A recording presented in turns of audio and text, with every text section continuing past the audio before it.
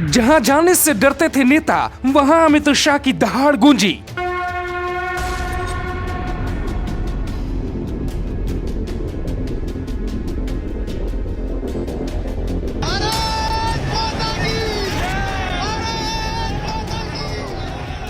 गोरखपुर, वाराणसी, अयोध्या से भी ज्यादा फोकस अगर बीजेपी ने कहीं किया तो वो है यूपी का देवबंद।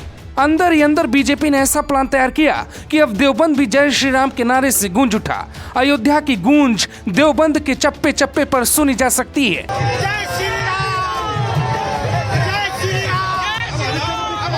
70 साल बाद कोई गृह मंत्री पहली बार देवबंद पहुंचा। ये वही देवबंद है जहां से सरकारों के बनाने और गिराने का फतवा भी जारी होता रहा।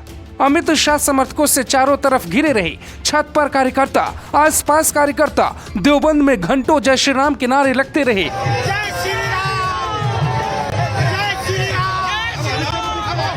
इस रिपोर्ट में आपको ये भी बताएंगे कि बीजेपी ने देवबंद से अयोध्या का रास्ता कैसे जोड़ दिया।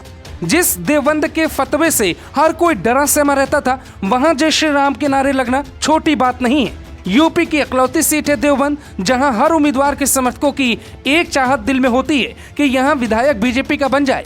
इसके पीछे है सितम का वो किस्सा जो आपको जानना चाहिए। इसके पीछे एक दर्दनाक कहानी। देवबंद का इतिहास उनको ठीक से पता होगा जो कभी वहां के हालात देख कर आए होंगे।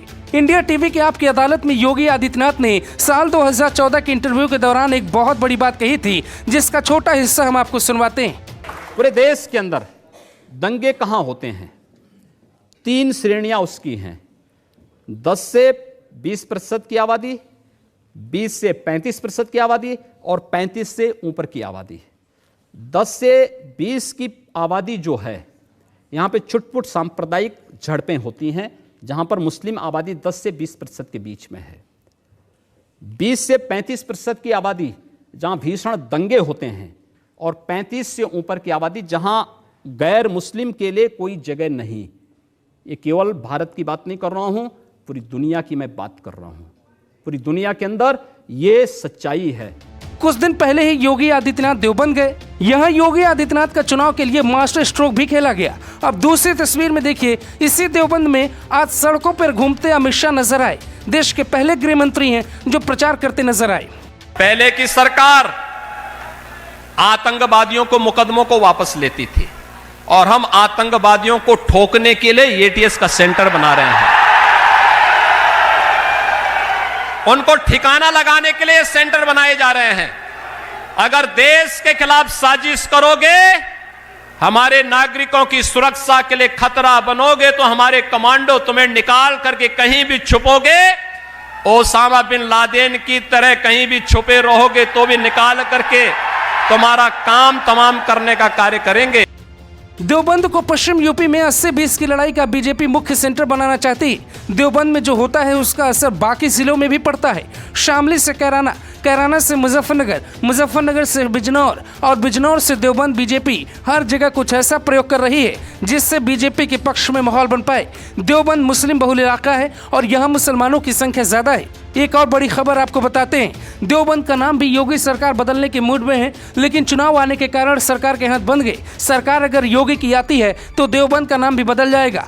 देवबंद से बीजेपी विधायक और उम्मीदवार कुंवर ब्रजेश सिंह का दावा है कि शास्त्रों में लिखा गया है देववृंद, और इसके सारे साक्ष्य योगी जी को सौंपा जा चुका है।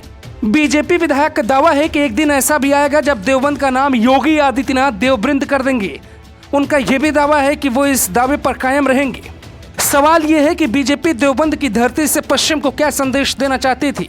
अमित शाह के दौरे के दौरान वहां मौजूद लोगों का जोश देख के अंदाजा लगाया जा सकता है कि बीजेपी के लिए देवबंद सीट कितनी जरूरी है।